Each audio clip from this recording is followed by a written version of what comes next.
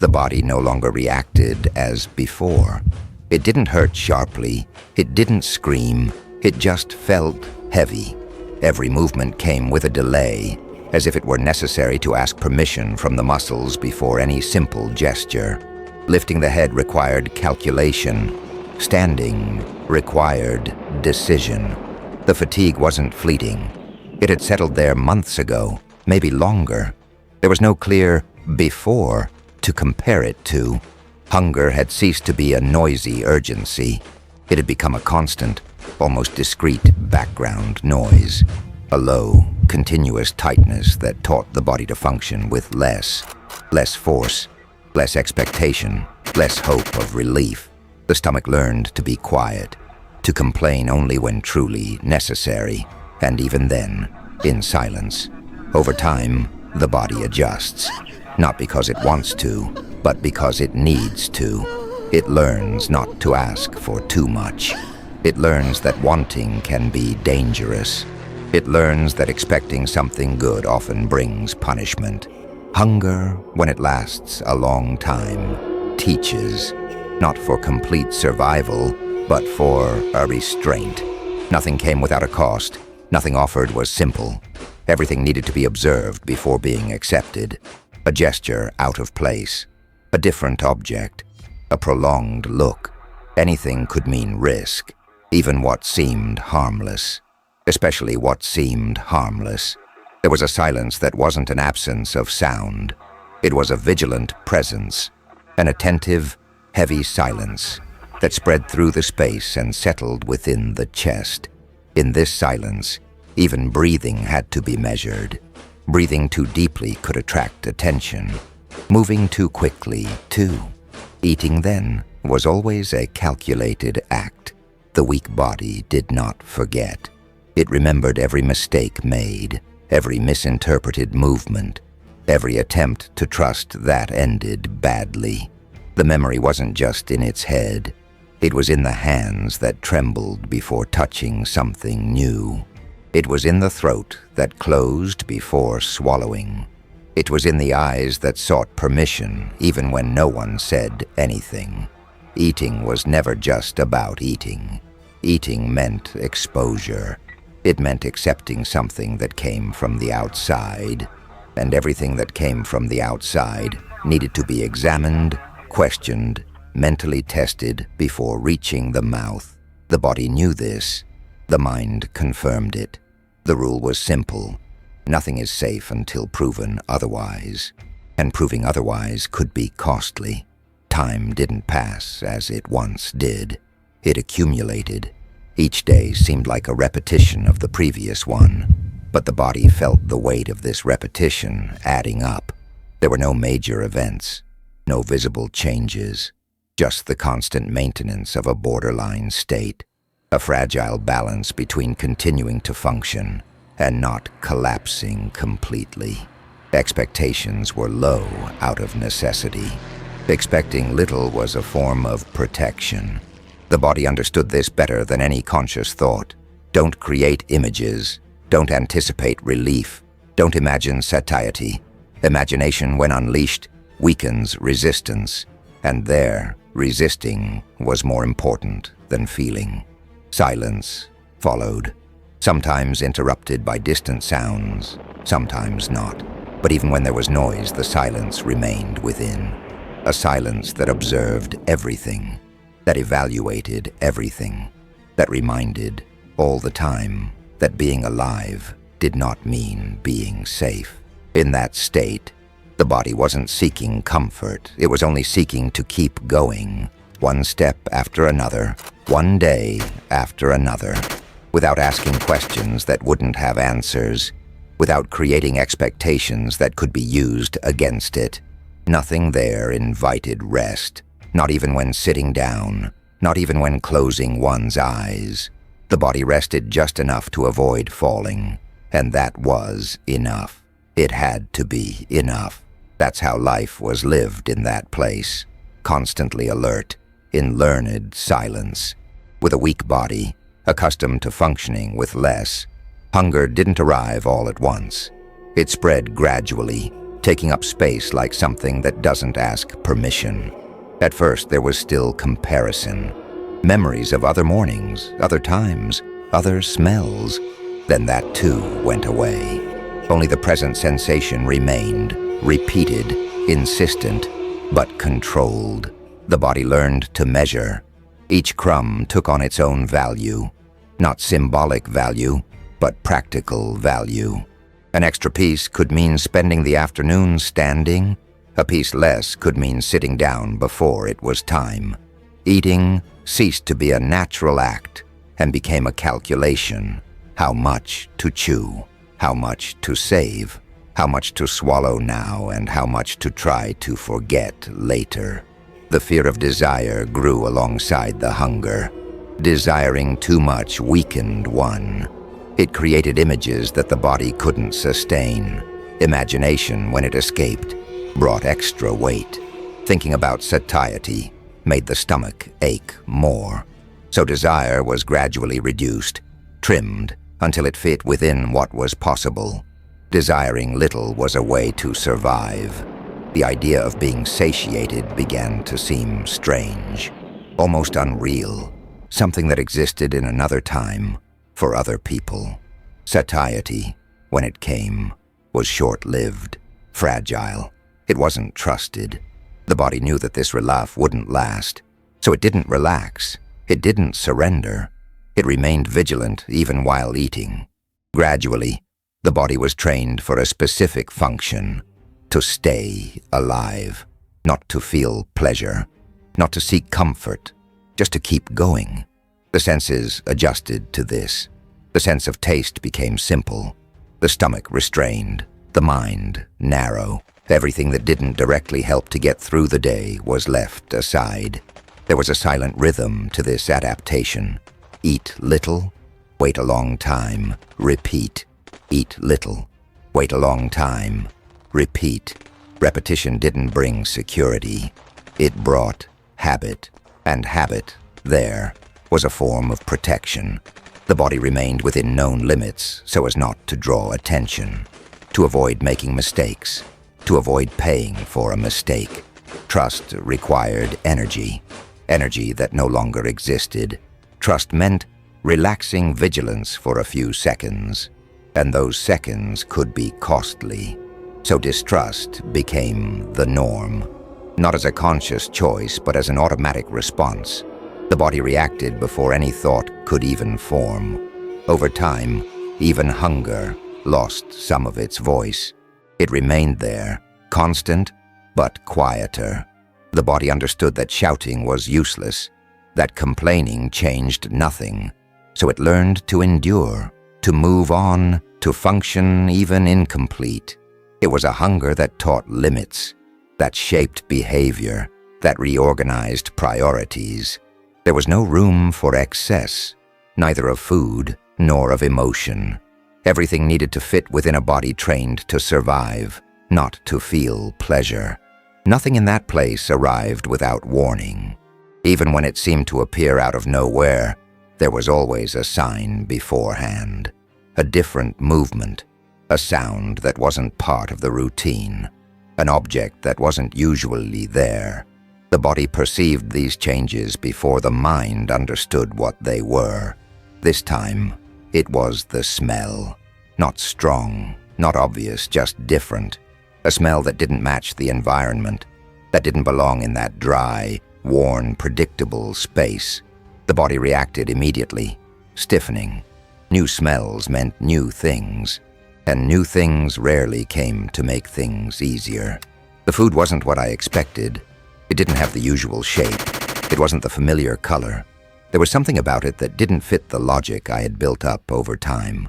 My first reaction wasn't relief.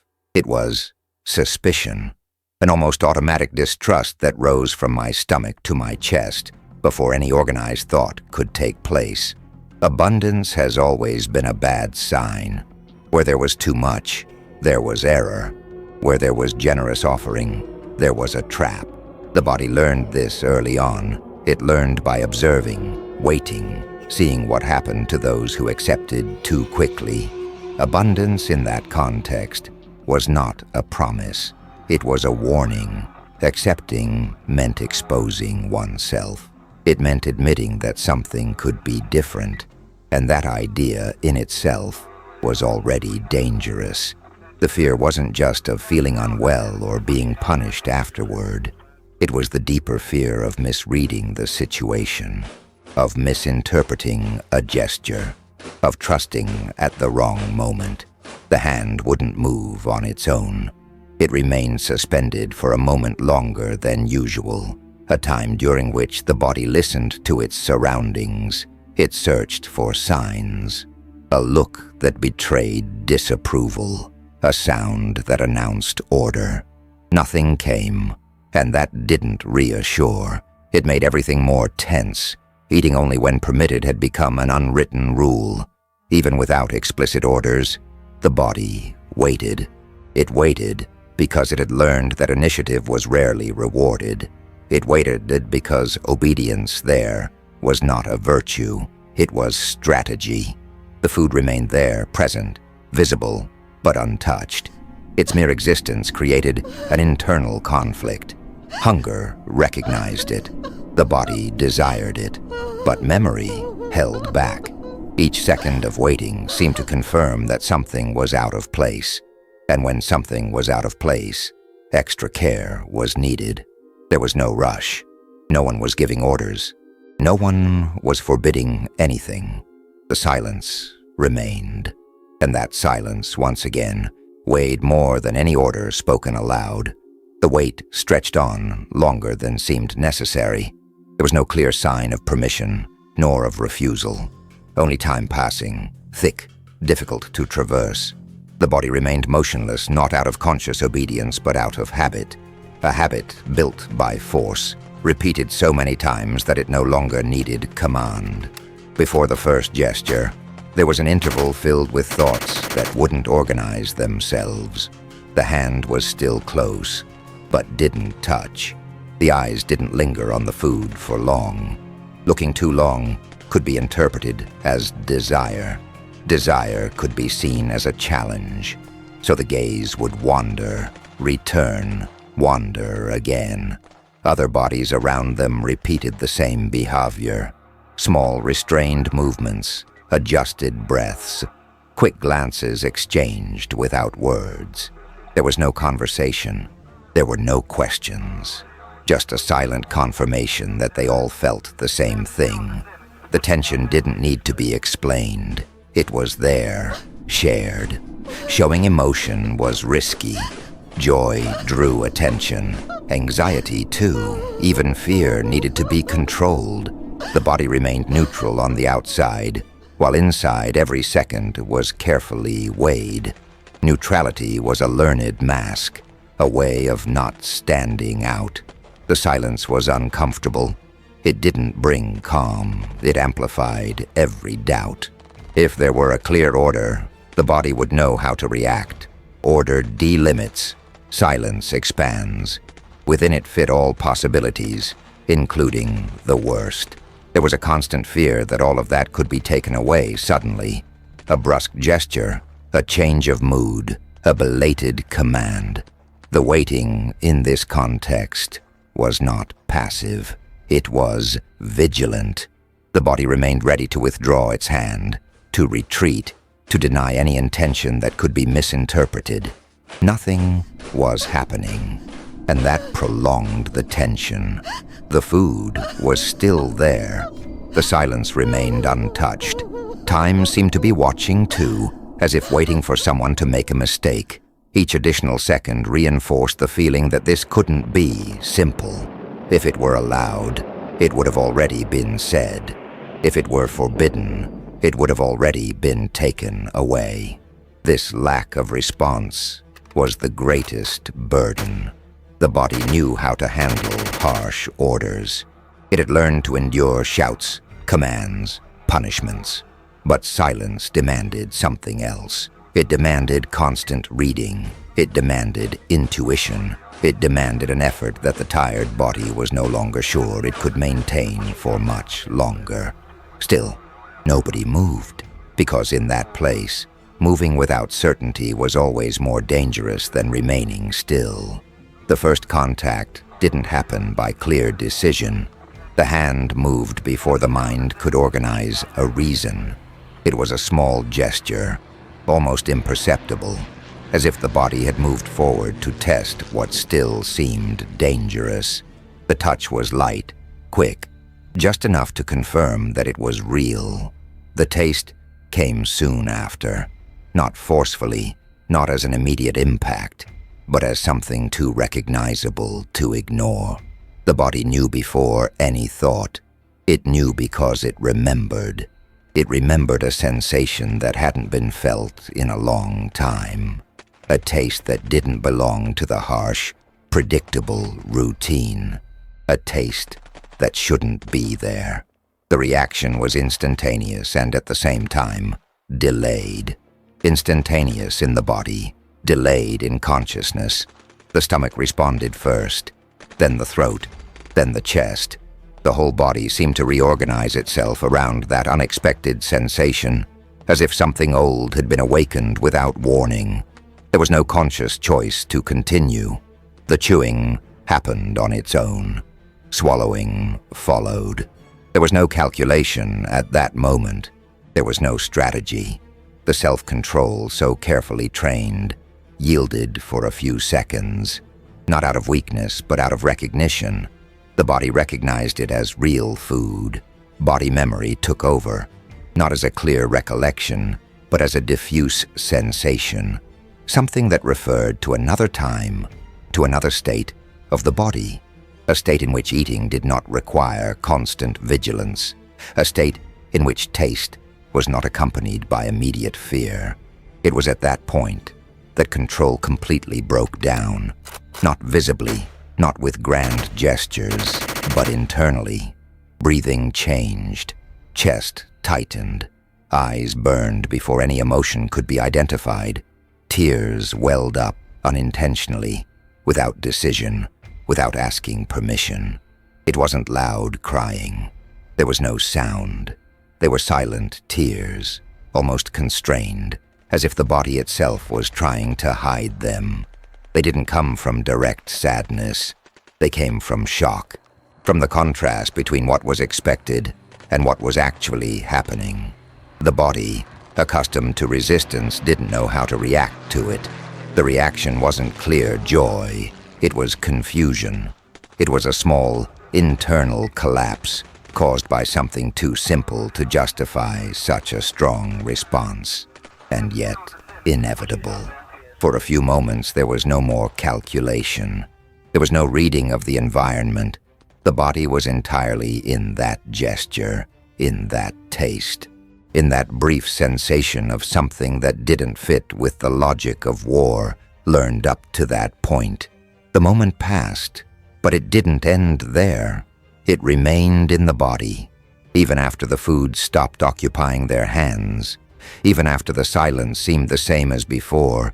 Something remained different, not visible, not commented on, but present. The body carried that experience like a new weight, difficult to name. Returning to the previous state was not immediate, nor was it simple. The body tried to resume its familiar posture, its automatic vigilance, its constant restraint, but something had already been displaced. A memory had been activated, and bodily memory does not obey orders easily. There was a strange difficulty in lowering expectations again. Not grand expectations, not elaborate dreams, just the minimal expectation that perhaps not everything needed to be a threat. This idea didn't turn into confidence, but it couldn't be completely erased either. Dignity didn't return as a discourse. It didn't come accompanied by words, explanations, or promises. It appeared discreetly, almost embarrassingly, in the way the body remained erect for a few more seconds, in the way the breathing found a less defensive rhythm, in a gaze that no longer needed to constantly avoid things. Nothing was resolved. Nothing was guaranteed. The war continued there, intact, all around. The rules hadn't changed. The danger hadn't disappeared. But the body now remembered something that couldn't be unlearned. I remembered that Even in that scenario, there had been a moment without punishment. A moment when feeling didn't bring immediate consequences. A moment when existing wasn't a reason for correction. This kind of memory doesn't bring easy comfort. It weighs heavily. It confuses. It makes it difficult to return to full strength. But it also sustains in a silent, almost imperceptible way. The body retained that information without knowing exactly why. Perhaps because deep down, he knew that remembering what it means to be human is also a way of staying alive. Some people move on, others stay a little longer. The stories continue here for those who choose to stay.